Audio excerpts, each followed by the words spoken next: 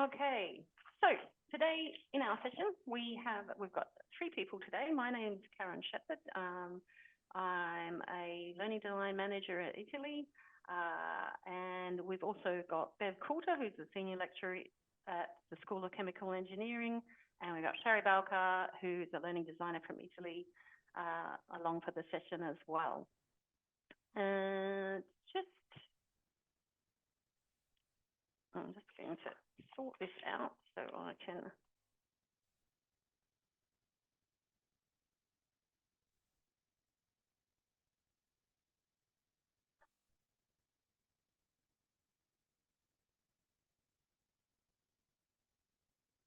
Okay, sorted that out. Right. So what we're going to consider today is we're going to think about how you could make best use of your ECP, your LearnX site, your Blackboard site, and any other tools and platforms that you might actually come into play in your space.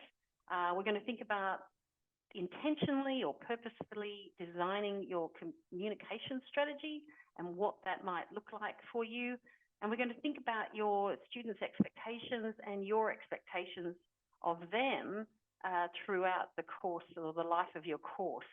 And we're also going to think about how you can ensure a good outcome for both you and your students as you go along. Now, there's a few caveats to that, and you probably come from a number of different schools and faculties.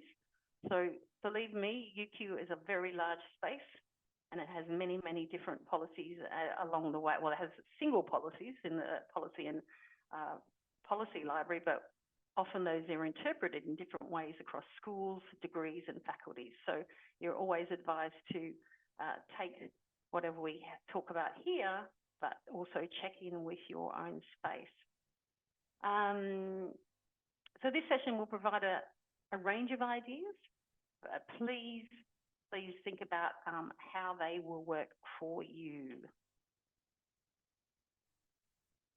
Okay, so just to get us rolling here this afternoon, I want you to think about not so much who you are, because hopefully you know that, but why you're here. What are the benefits of good communication? Have you got a burning question?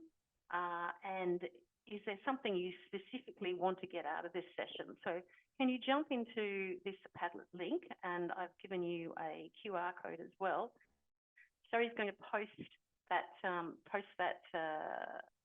in the chat. Chat in the chat for everybody. And you can jump in. And when you see the Padlet, it will look like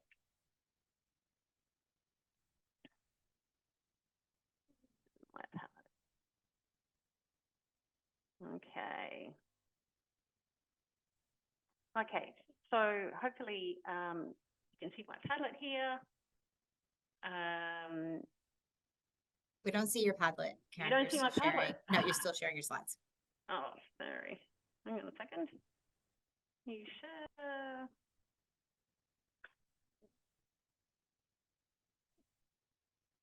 Now can you see my Padlet?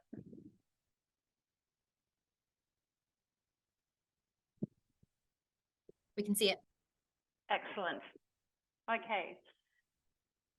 Along the way, I want you to kind of think about how you might set up some different communication strategies, and I'll try and flag a few things that have worked for different people across the way. So, and this is one particular one, the Padlet. So, if you can jump in to it using the link that Sherry's posted in the chat, and see if you can add. So you can see my question there. My question is, what do you really want to know? And I've connected that up with communication. So if you can jump in and see is there anything that you would like to add to that? Okay. If you can't get in, just let us know, pop it in chat.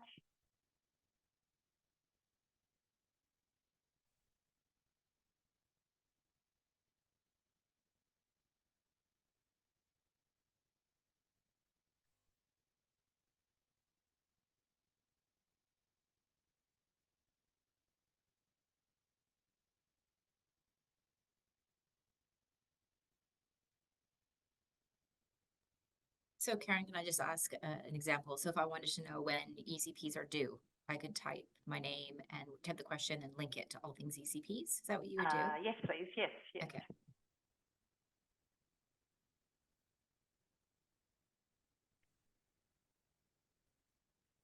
I see some people are joining us as we go.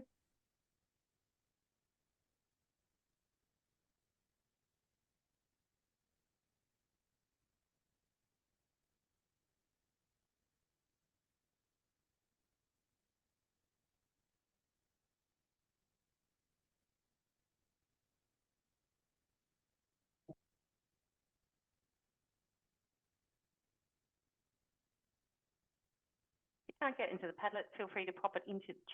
Oh, okay. There you go. Thank you, Rachel. Blackboard timelines.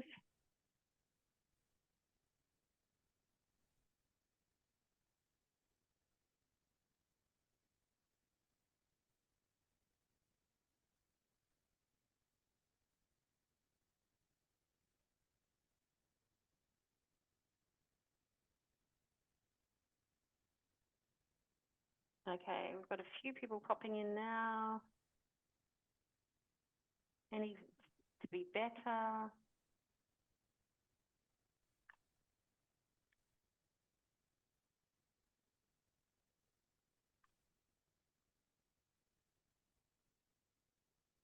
Okay, what I would like you to do is, as we go along through this today's session, if you can just add to that as we go, and we'll have a little bit of a Q&A at the end to see, to answer some of those questions. Okay, thank you, Julie.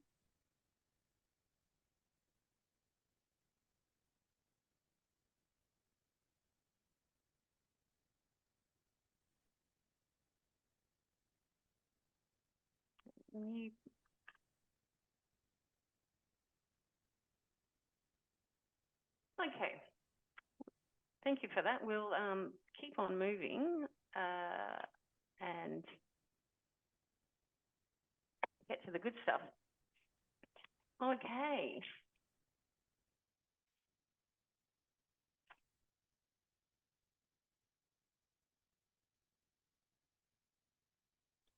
Okay, so the first thing I want you to think about today is I would think about who are your students, and how are you going to? So I'm assuming many of you might be just starting off. It might be your first course coordination exercise. So it's always wise to kind of come through and think about who are you going to be teaching? Is it a large course? Is it a small course? Is it a course that is a mix of local and international students? What kind of diversity have you got in that group? Are they students that might be first up? Are they first year students? Are they third year students? Are they master's students? And considering what their interests are going to be and how you might like to teach them, because obviously first year students are going to be somewhat different from students who are in their fourth year. So there's a couple of places you can go to. There's the Course Insights dashboard, which offers advice, offers a way to understand who your students are.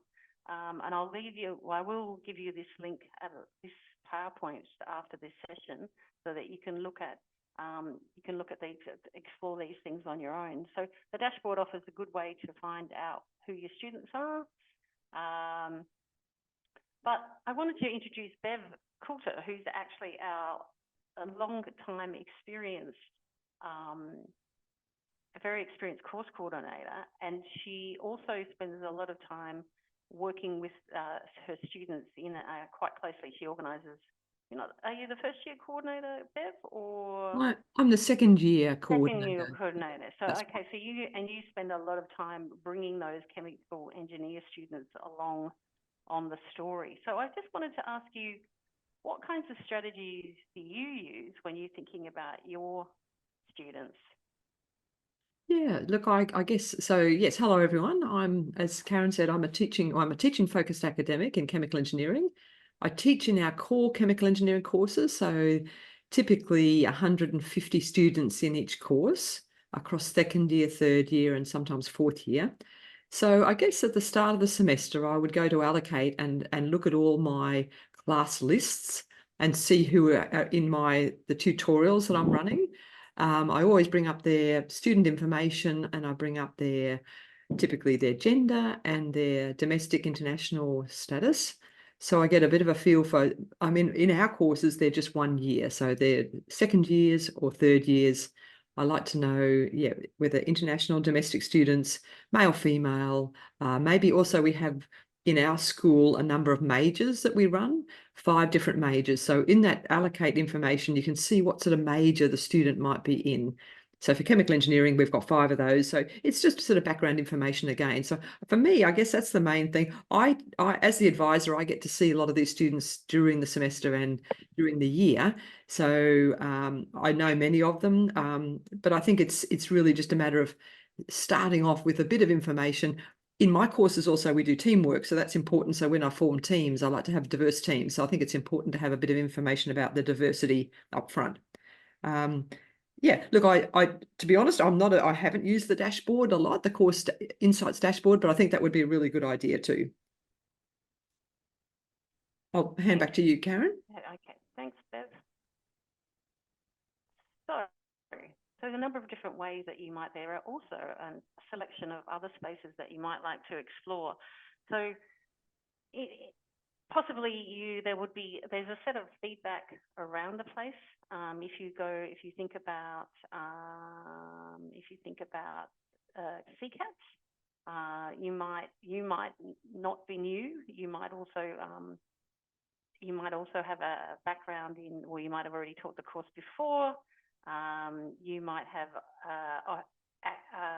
access to the course coordinators from the previous years. You've got school managers, a fountain of knowledge, and ask the questions. What worked? What didn't work? Why didn't it work? And what can possibly be done about it to fix it up? So be curious and think about what changes you might like to make. A bit of advice on the side there. Often people come in and they go, oh, well, I don't really want to teach my course like that. And that's well and good, but the advice from people who have been before you has been that you might consider making small changes in that first year before you go on to think about some wholesale changes, rather than thinking about like changing the whole thing completely. Incrementally seems to work a lot better for most people. Okay, so moving right along. So one of the key points that we like to think in regards to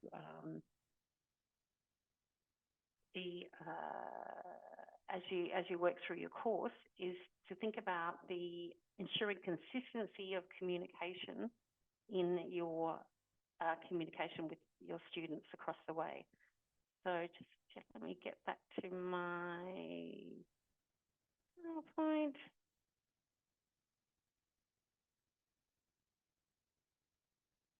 Okay.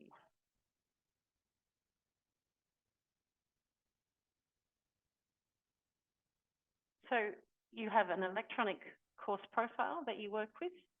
You've got a Learn at UQ or Blackboard course site.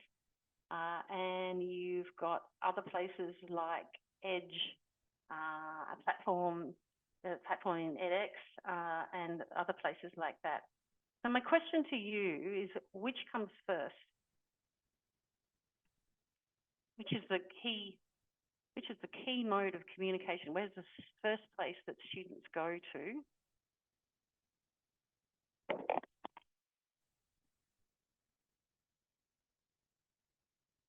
Can you hear me? Is that better, Christine?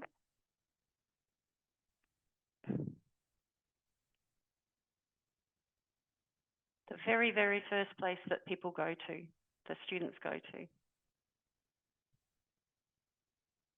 We've got Blackboard. Okay, thank you, Peter. They go to Blackboard, but it should be the course profile.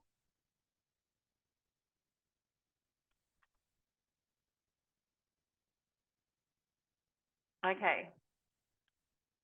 Thank you, Peter. You're absolutely right. And I took this screenshot out last year about shout out to all the course coordinators who've already uploaded their ECPs. So the first place that students go to is the ECP. Just like, why do they go to the ECP, Bev? Yeah, so I guess we take the process of drafting the ECPs very seriously in our school, and we draft it and then we have someone else review it. And I guess really we see it as a contract between the teaching staff and the students.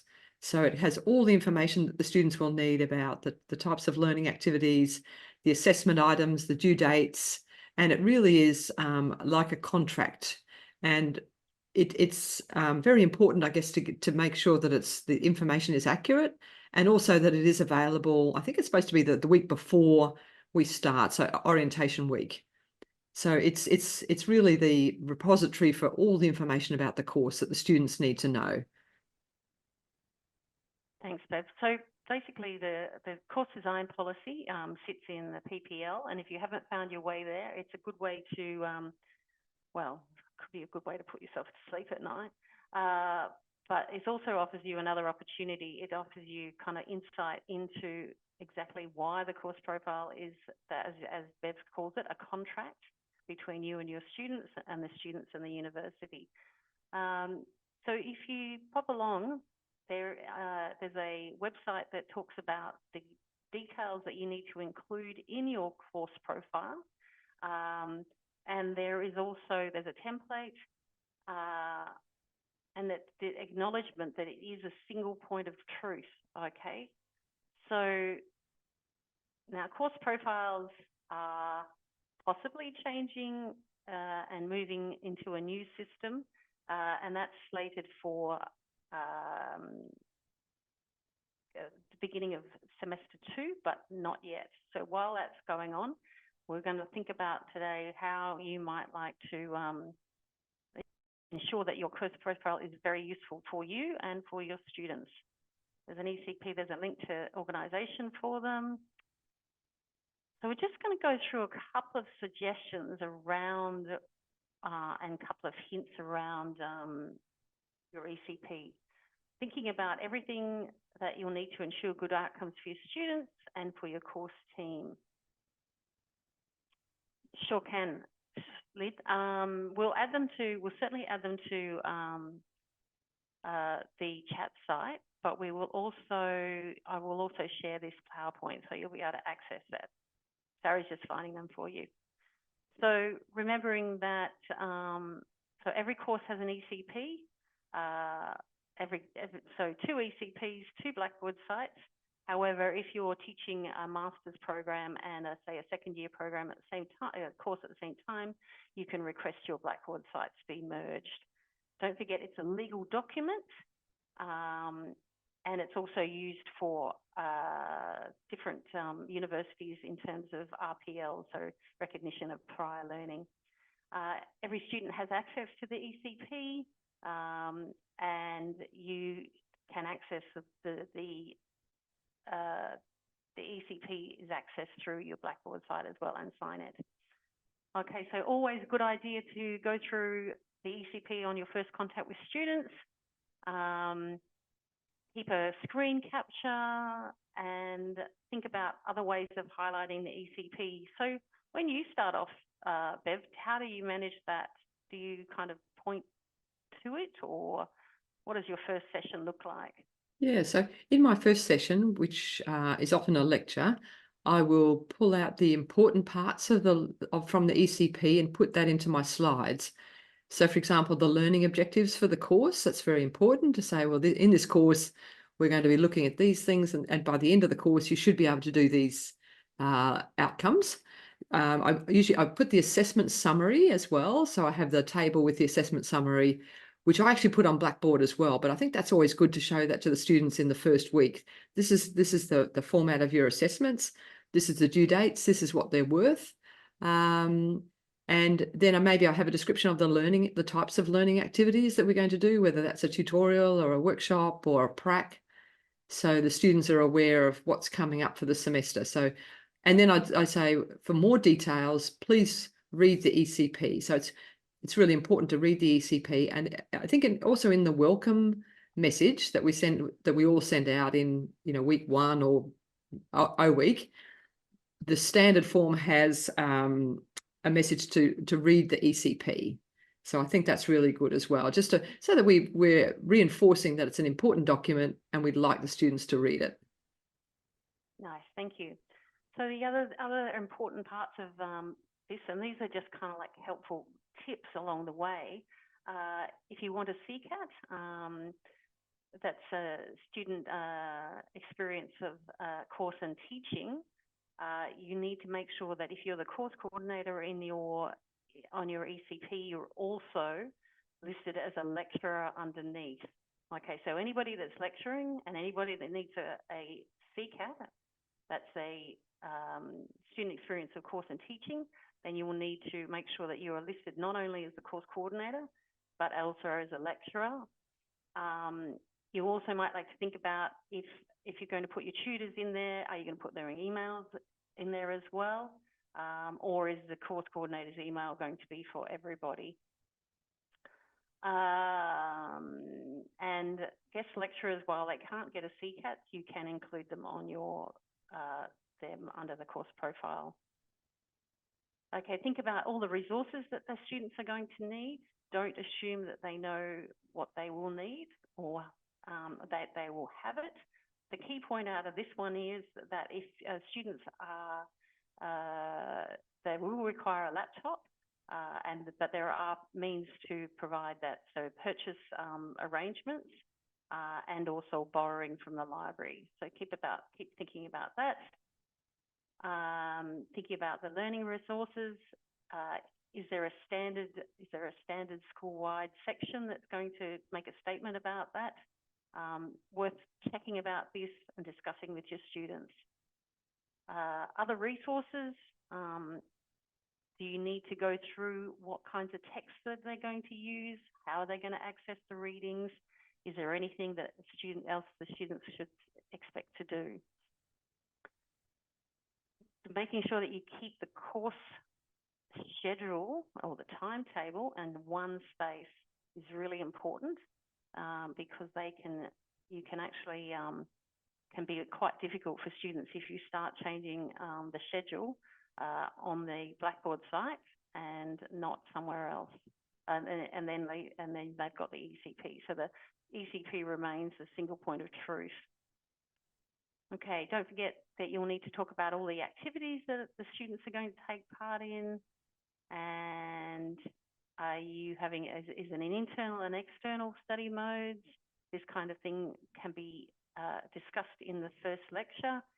Don't forget that it's important that while these study modes may not necessarily be equal, but they have to be equitable. Okay, so if you've got a different assessment for people online or people in an external mode, you must make sure that that's suitably organised.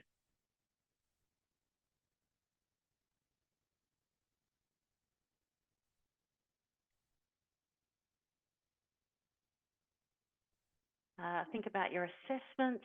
Are you going to change your assessment schedule for any reason? Don't forget to include your due dates so that students can organise these things. And when assessments when they're first going to be made available. Okay, so keep that in mind. Are you having invigilated exams, non-invigilated exams? Are you take-home exams? Are you using Inspira? Identity verified assessments? All these things need to be included. You need to also include what your school's late submission policy is and the extension request policy.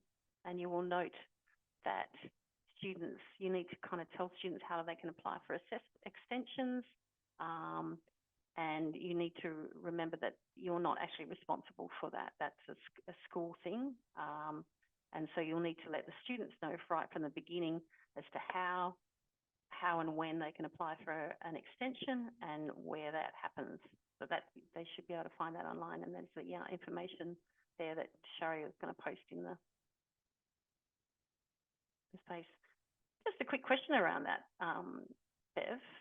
When you handle, how do you handle that? Because it's obviously a question that's often asked. How do you handle that with your students?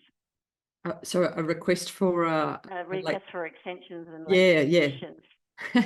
So quite often, I might get a direct email saying, I'm having a bit of trouble with something, or I need a bit more time. Can you give me an extension for this assignment? And then, so I usually reply email saying, look, I'm sorry to hear you're not so well, or, but to apply for an extension, you have to go through this process, which is the UQ application for an extension process. So even if it's a 5% item, I say, look, just fill out this, go through this process, and then it will come to me, and I will approve. Probably, I'll be fine to approve it. But yeah, I don't deal with anything myself. I always go through and that goes through our school admin team. So hopefully everyone's got a really good admin team. We've got a really good team, and they help us to manage the extension requests. But I certainly refer the student to the link, the UQ link, for applying for extensions. Yeah, and I guess that's, I mean, again, that kind of like sends you back to that idea of good communication, but also making sure your school team, your school admin team as well. Oh, definitely, that's right. And I think by giving every student who asks for an extension the same response, look, I can't approve the extension, but please apply here. And then it's very standard. There's no questions about what the procedure is. Yeah. So the other question that students are strategic, let's not doubt that at all. And they kind of think of, well, if I don't have to complete all these assignments to pass the course, well, should I bother? So, but often people make sure that all the learning objectives or learning outcomes are achieved, they often put a hurdle in. So you might want to, if you're going to put a hurdle in, that's a pass-fail. If the students actually have to pass it, might need to think about that. Have you got any experience with hurdles? Have you got any hurdles in your courses? Yes. So in my courses, I have the final exam as a hurdle. So students have to pass the final exam to pass the course. And then we also have a group project. So students must pass the group project to pass the course. So I guess they're the two largest assessment items for the course, and we make them both hurdles. But it really is at the discretion of the course coordinator. And I think it's really, if there's a piece of assessment that you really think everyone has to do, and it's a significant piece, and if they were to fail it, does that mean that they should really fail the course? I guess that's the question. If it's a smaller piece of assessment, I don't put hurdles. Yeah, and I think that's excellent advice, because we've had cases of people who had like a 5% peer observation or a peer assessment exercise, which was a hurdle, and students hadn't, like 3 of their students didn't complete the exercise, and so they had to fail them. So yeah, so it's something to think about that. We talked a little bit about that. So think about how your lectures are going to be delivered to students. So is it going to be via Zoom? Are you going to be online, on campus? Is it some kind of hybrid? How will the students access the learning content?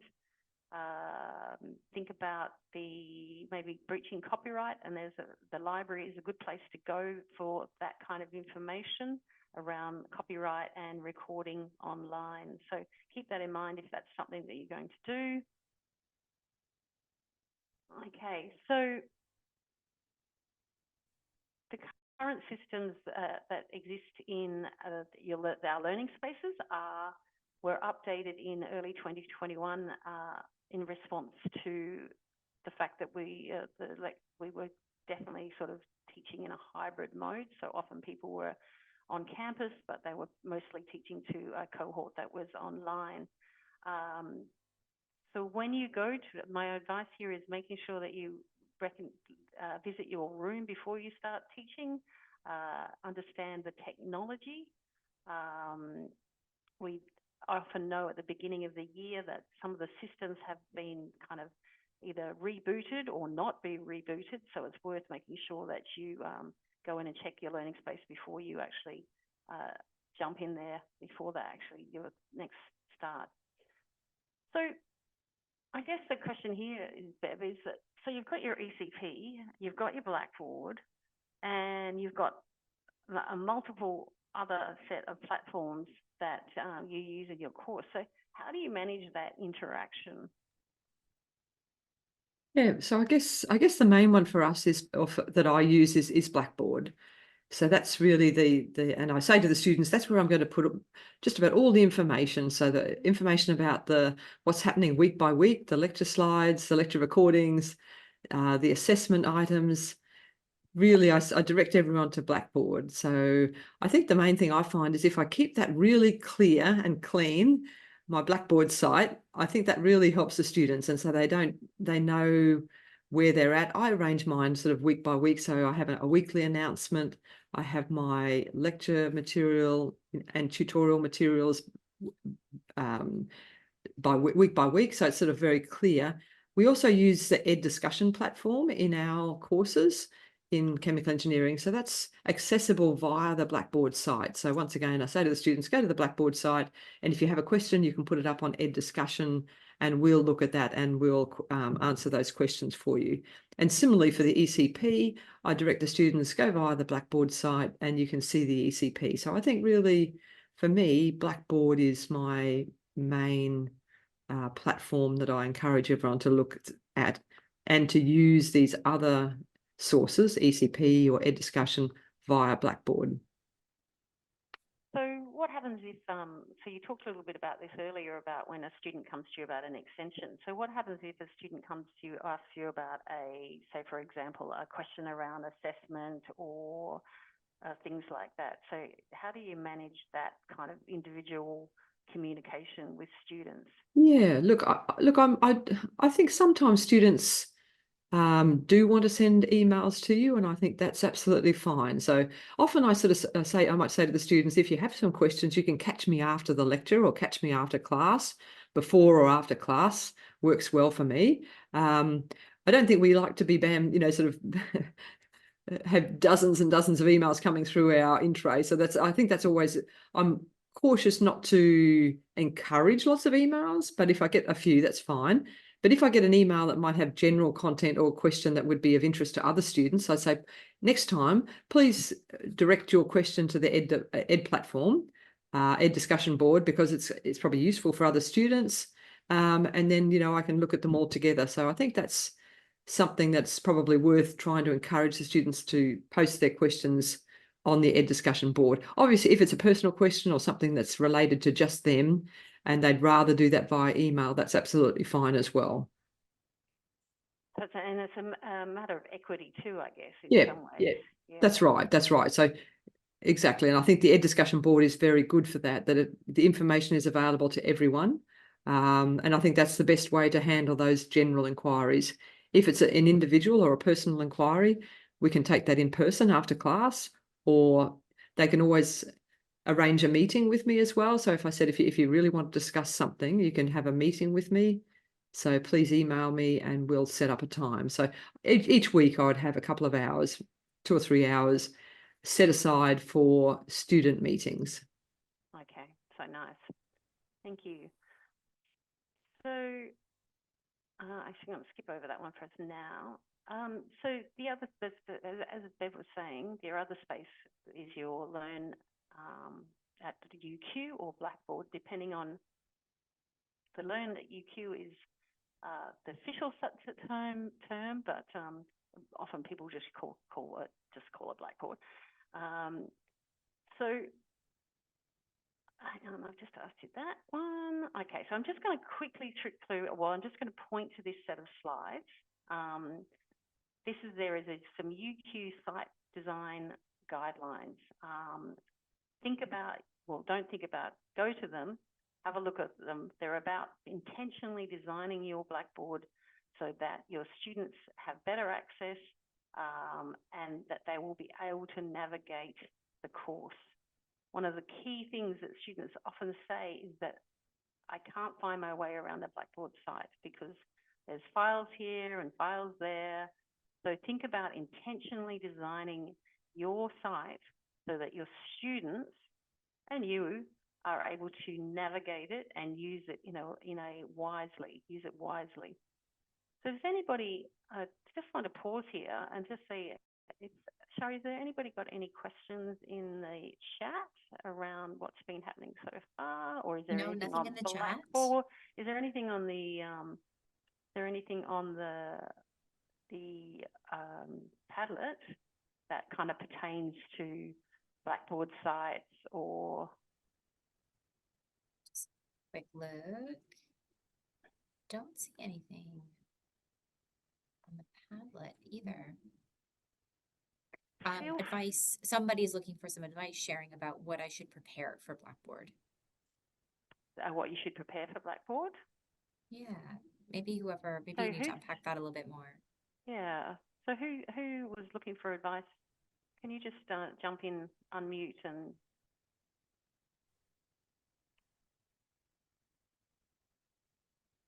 Just stop sharing for a second. Can you see who it was, Shari? No, there's no name associated with it. Okay. Just has some advice / sharing about what I should prepare for Blackboard. What you can prepare for Blackboard. Okay, so the Blackboard is setting it up as systems of files. When you go in there, there's lots of advice as to how you might do that. Hang on, I'll just go back, quickly share that again and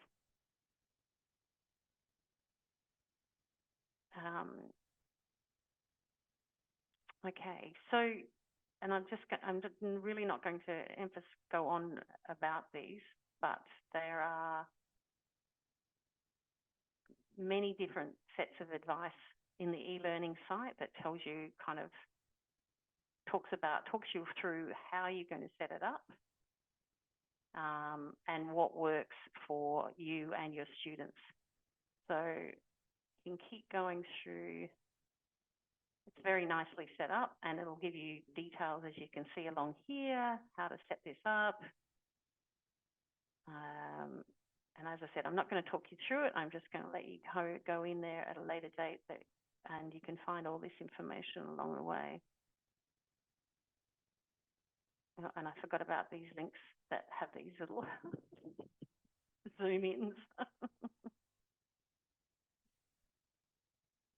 Oh, and we've got a question So there. Karen, what you're sharing is what I just put into the site or into the chat as well, right? That's the e-learning guide. That's what the we're looking at? e-learning guide. And it's a lovely guide. I mean, it served us well and if you think about the fact that for many years there was no standardization, and so it meant that it made a very interesting experience for students trying to navigate it. So if you work through this process, then your students will love you.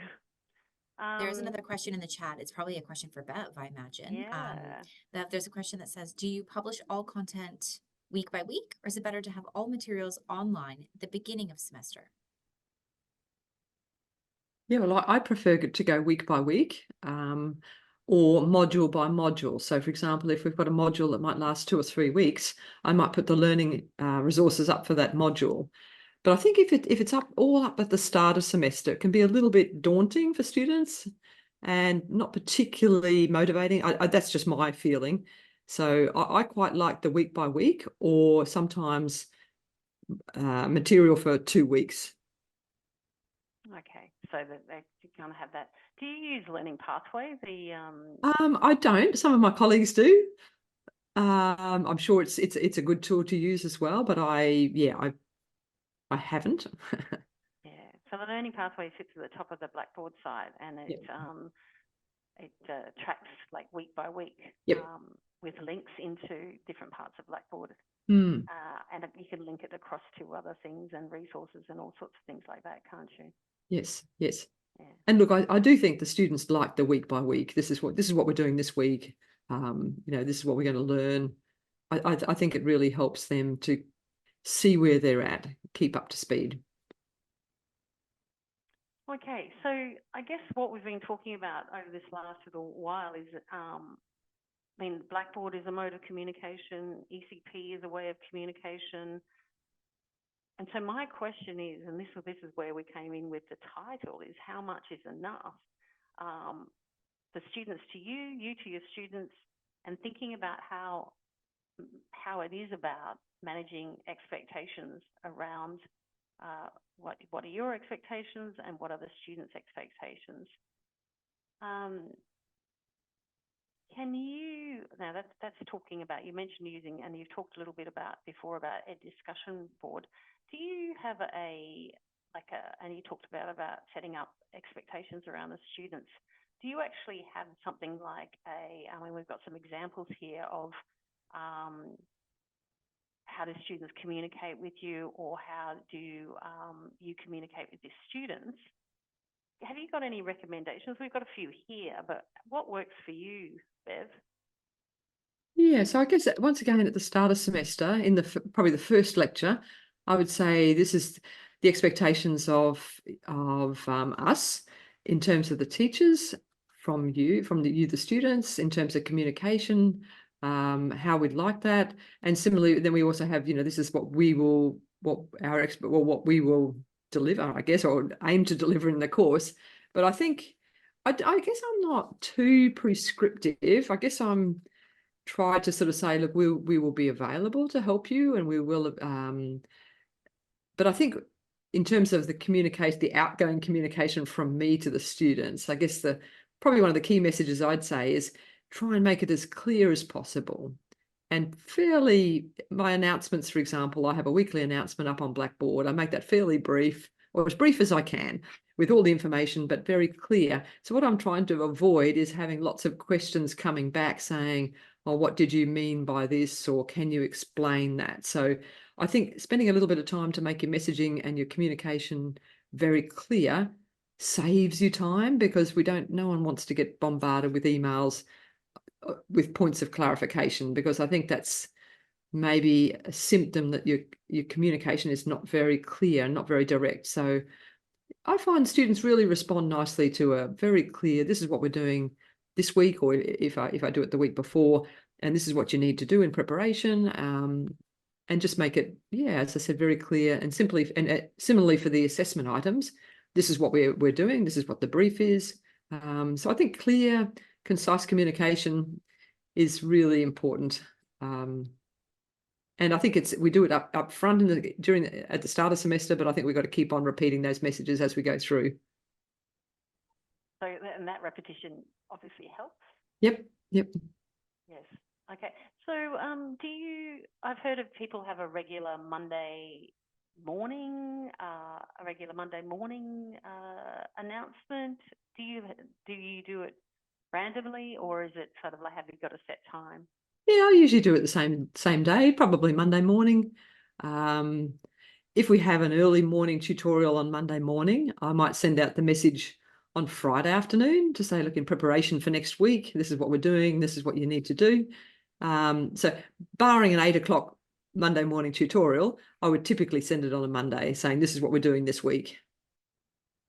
So do you call it a communication policy, or is it just a slide that talks about how to? Yeah, I don't say to the students I have a communication policy as such. I do talk about, clarity and conciseness of communication, because we talk about that in engineering as well as an essential professional skill. So I think I do sometimes couch some of these ideas of communication in a wider professional skill set. So the ability to learn how to communicate clearly and concisely is really important for everyone. That's for me and for you, the students. So practice that. But I don't call it a policy per se. So maybe not so prescriptive, but the general principles are fairly clear, I hope. Now, I have heard of some course coordinators actually modelling the kind of emails that they would like to receive. Yep. So, and some of hey, you dude, what's happening? Yep. Is possibly not appropriate. No, no, and I think that's right. Some of my colleagues give sample emails. This is what you, especially for the younger years. I think by third and fourth year, they've just about worked out how the UQ systems work. If we get, sometimes say if we have international students coming in and they're starting in third year, they may not be aware of our expectations for communication. So I would probably, if they sent me an email like that, I might just email back and say, look, just to keep in mind that this is our preferred communication method, and we'd like your student name at the bottom, we'd like your student number, refer to me by my name. And it's just a sort of reminder, I guess. But I'd say the great majority of students in third year and beyond are really very good at that. Okay, so the first years you would model the behaviour. Yeah, I think and so. you might, And maybe pick it up if it's a bit out of line. Yeah, okay, sounds good. Okay, so, and you talked about the welcome letter and things that you can do. That lots of people do letters, they do videos, they do podcasts even. And I guess particularly for your first year students, I guess you kind of lead them through the process a little bit.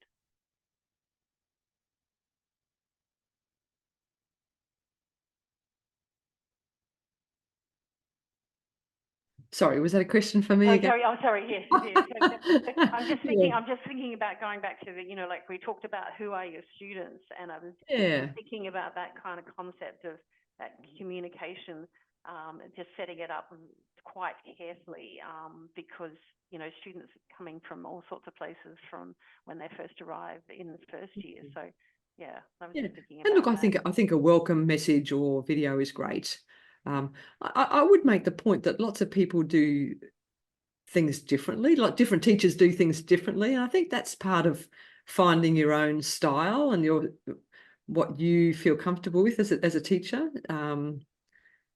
But I think sort of setting sort of standards, this is what we expect, this is how we like you to communicate, it is really important. And I think from a professional point of view, we're starting to model some of those behaviours that our employers would expect our graduates to use in the workplace as well.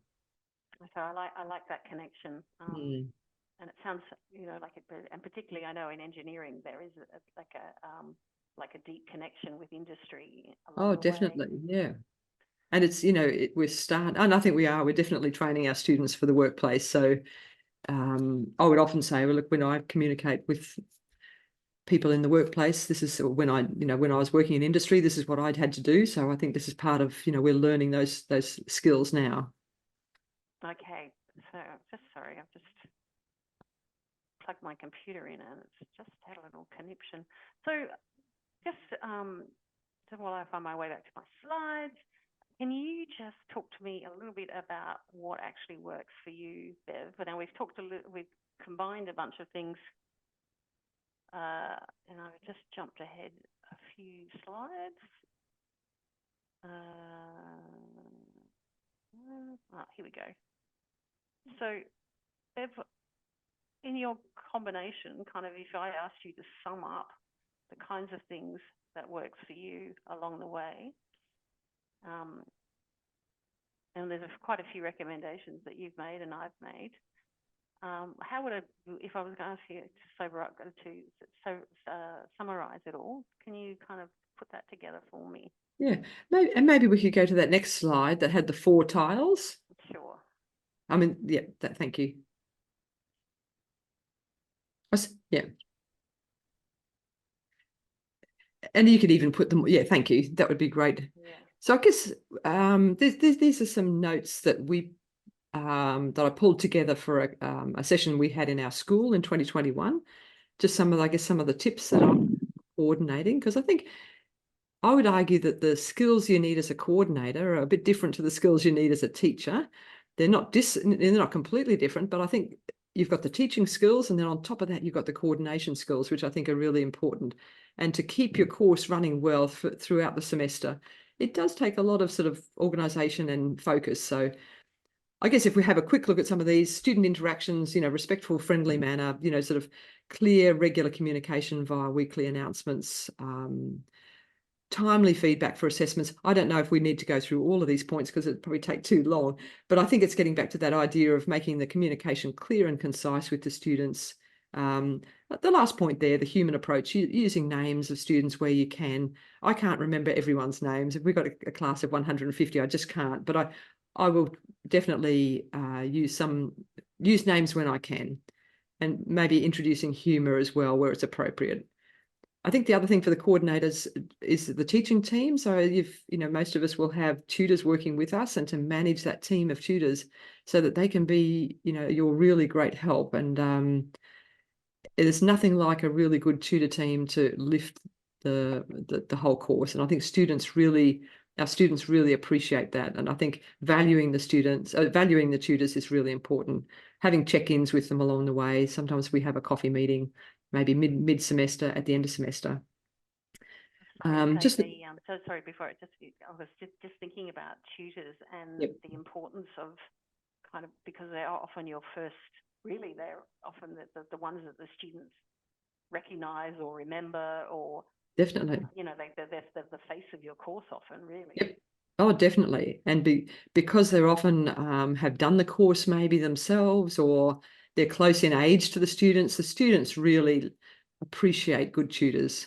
So for us as a coordinator or coordinators, to value that and to guide the tutors is really, I think, really beneficial for everyone.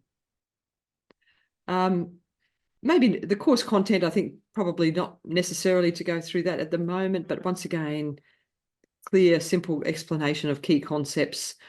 Maybe I just will highlight that first point, linking to the bigger picture, industrial practice and professional skills.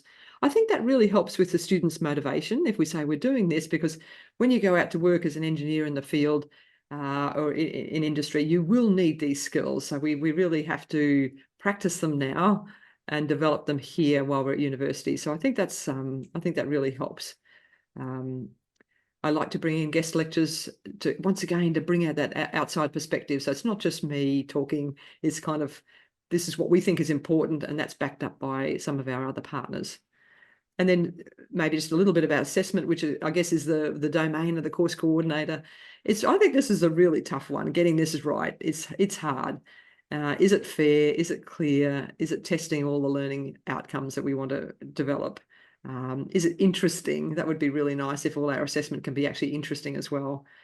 Are our rubrics nice and clear and simple? So aiming for simple, clear rubrics that are useful for the students, or good for the students and good for the staff as well, the marking of tutors.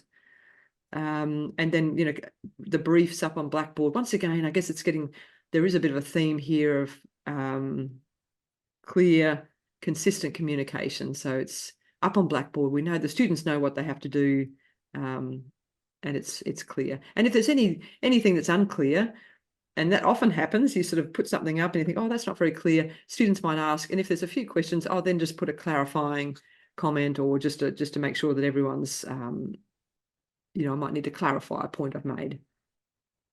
Nice. So I'm aware that you have to run to another very important meeting. So has anybody got any quick questions? Are there any questions in the chat, or hang on. If there's any questions in the chat, can you, or any questions in the chat, Shari, or is there any questions that out there that people might like to talk to ask Bev before she runs away?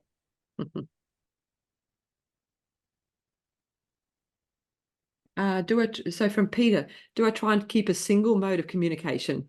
So I think I said the Blackboard site would be my preferred communication channel. And then but then we've got the Ed discussion board as well. So I guess, and then I've got email. So I guess on a daily basis, I would be looking at the Blackboard site, the Ed discussion board, and then emails. But I certainly prefer the communication to be more broadcast in style. So I'm not sending out lots and lots of individual emails, which, as we know, takes so much time. And I think maybe this is getting back to the title of our talk, how much is enough? I think the other point I'd maybe just like to say too is that, we don't want to wish away the semester and hope that week 13 rolls around really fast. You know, teaching can be lots of fun. And if we can enjoy it along this away as we're going through the semester week by week and feeling like that we're keeping, you know, the wheels are still on the cart, that's great. And not getting bombarded with lots and lots of individual email questions. And students don't check their emails just very regularly. I think that's very true. So I think Blackboard is a good place for the announcements. They seem to read the announcements up on Blackboard. It's most students do that as well. Yes, definitely. And you can respond to them in the same site as well. Yep. Yep. Yeah. In a broadcast sort of way. Yes. Yeah. Yeah. Okay, well, thank you so much, Bev, for popping in, and I'll let you go to your lovely school review meeting. All right, okay. All right. Thanks Thanks for having me. Thanks, Karen. Bye, everyone. Bye. Okay. Just, right. Okay. So, I wanted to kind of spend this last little bit of time just with you to think about how you might, what kinds of questions you might have had, thinking about what the kinds of things or the kinds of protocols and processes that Bev puts into place. Now, again, go back to the original comment at the beginning of the session where we said, you don't have to do it this way. This is one way, but you need to do it the way that works for you. So does anybody have any kind of questions around how they're going to set up for their semester and what they think might work for them, or what experiences have they got so far? So Peter, you're sitting right beside me, and I'm just wondering if you have any questions, or have you got anything to say about your experience so far? I went to one of the sessions the other day where Gwen Laurie talked about having something during O Week, just to start orientating students to that. And I guess it's not always possible. So I've been thinking about the idea of videos at the start. And the real thing that I've been thinking about is we do a lot of studio-based teaching, which means the learning process or the pedagogy is very different to what most students are used to. So it's not the standard learn in the lecture and then go and do problems. A lot of the learning happens in a studio environment. So I've been thinking that it might be useful, and we try and do a little bit in the ECP, but I think something like a video at the start, this is how you will learn in this course. So that's something which has been, I guess, bubbling around in my mind for a bit. And I think that would be a great way to kind of cue your students into, what their expectations or meeting their expectations. It also provides a clarification for them, and maybe just making them feel welcome. So is there any other questions? Thank you, Peter. Is there any other questions along the way that we haven't answered? And on the Padlet, there was a question from Julia sorry, around actually, you're very quiet. Am I quiet? Maybe even more quieter than me. No. Oh, maybe my headphones aren't working. Oh, one sec.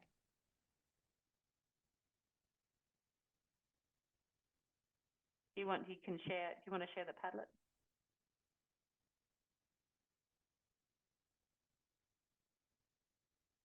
While Shari's doing that, is there any other questions?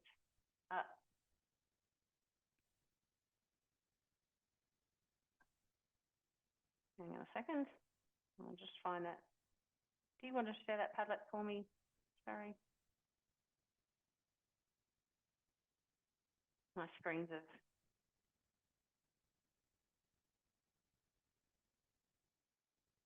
Or just read the question out. There we go. Okay, so Jamie, yes. In answer to your question, we will provide you with the slides, plus there will be a recording in like a few days, not right now, but in a few days' time. that you'll be able to access and answer questions.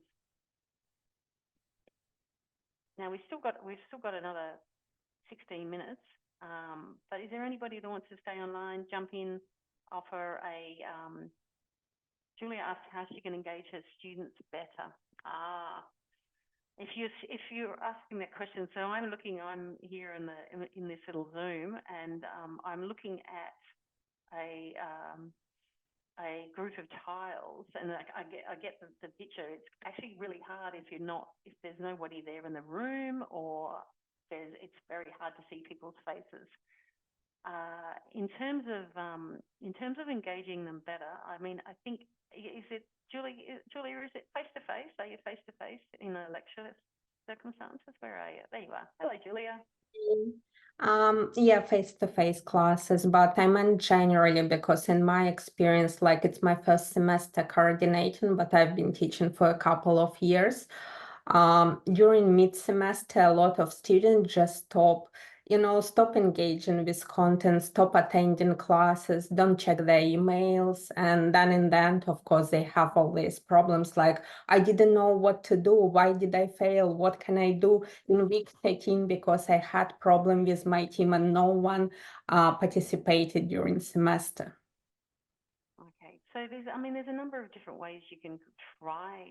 I mean, I suppose it's partly about what we were talking about before and setting up those expectations right from the beginning around what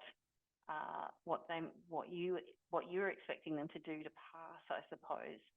So and unfortunately, assessment drives learning. So maybe it's around making sure that your assessment processes are kind of maybe staggered through the semester, and that your sessions involved.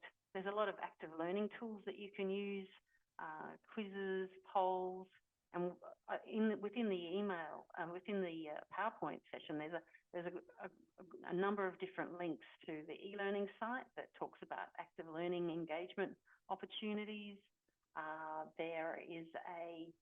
There's a different processes. As I said, I think for me, polls work really well. But I think that what people have discovered is kind of not continuous assessment, but the opportunity for formative assessment throughout the course, because students they want to be successful. And so if you put points in along the way where they have to prove that they're being successful, I suppose is a way to do it. You obviously can't, in tutorials, you can't actually give them marks for turning up, unfortunately.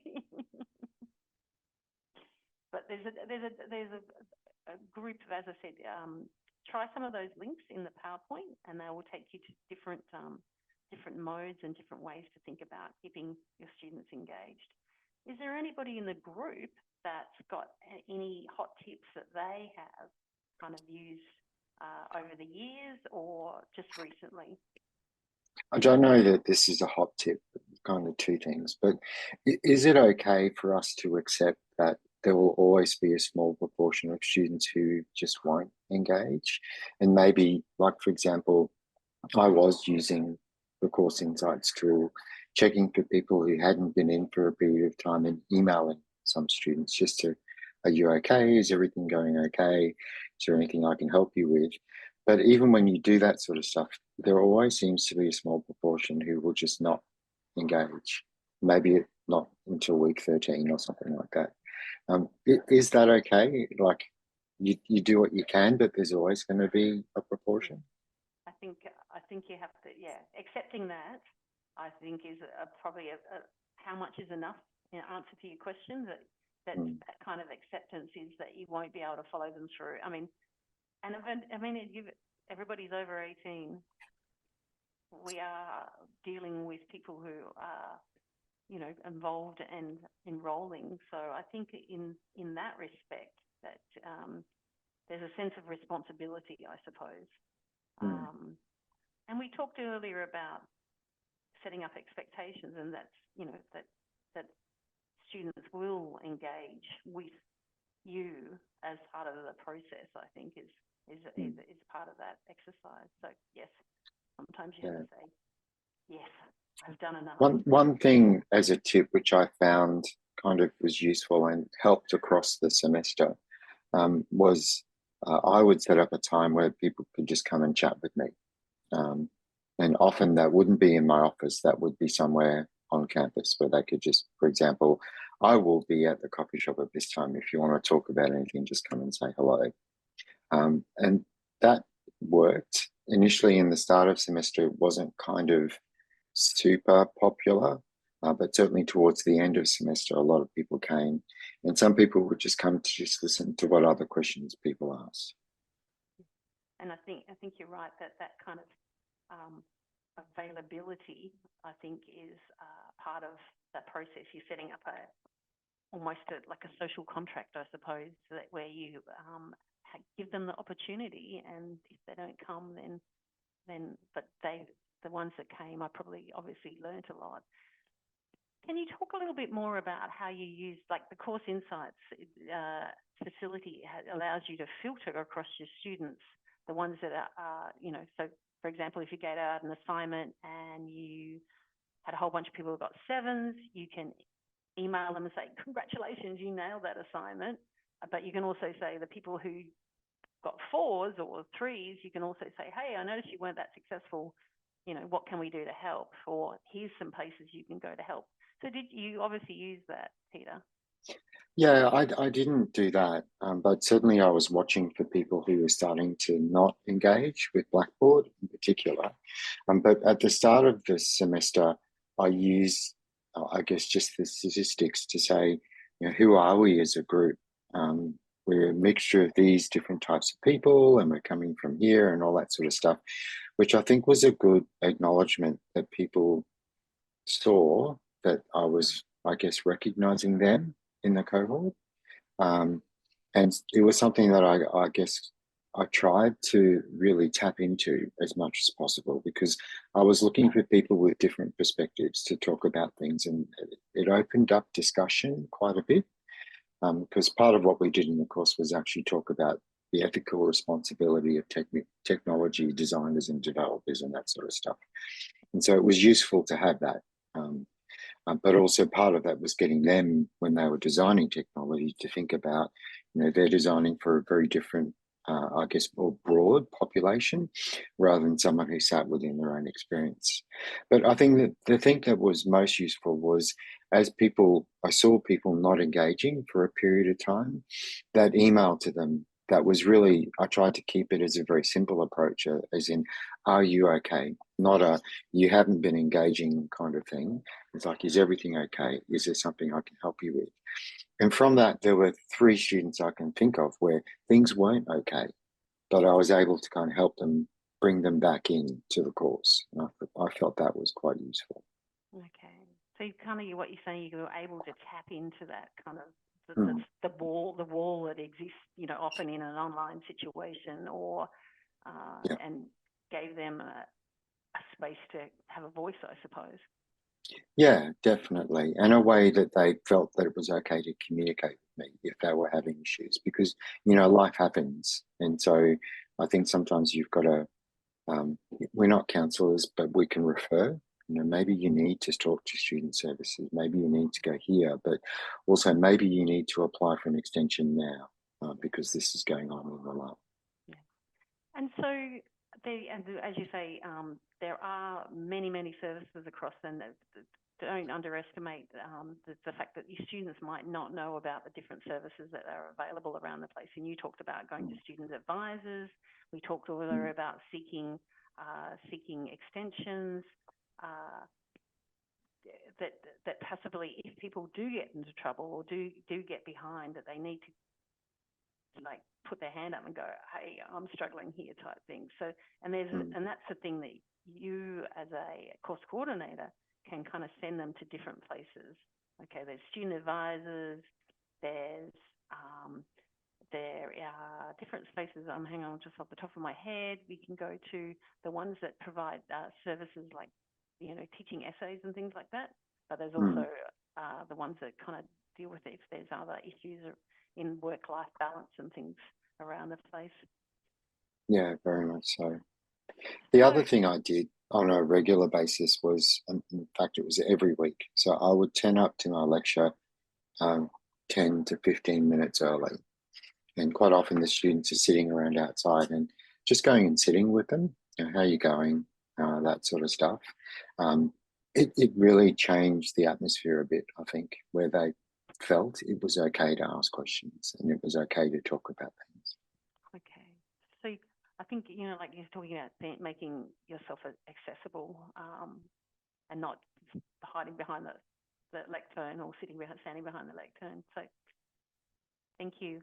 Is there anybody else out there? Now, while I've still got a few of you in the room, Sherry, we also were looking at for feedback on any of our sessions. So Sherry's going to post a link in the chat before you run away. It's 2 questions. So it's like a 3-minute exercise. Well, it depends on how much you write. Can you, while we're just finishing off, can you possibly jump in there and, oh, there it goes.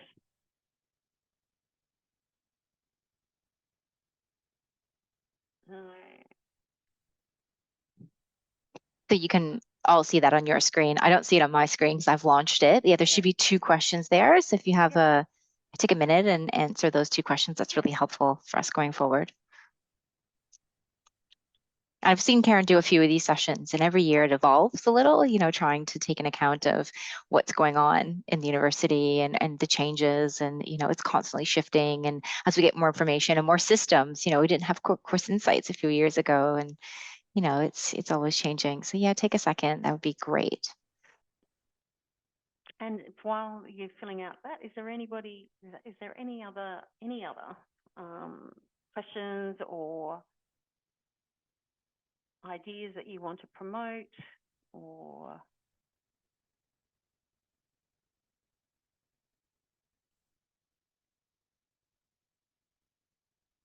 things you want to say? You could pop a question in the chat.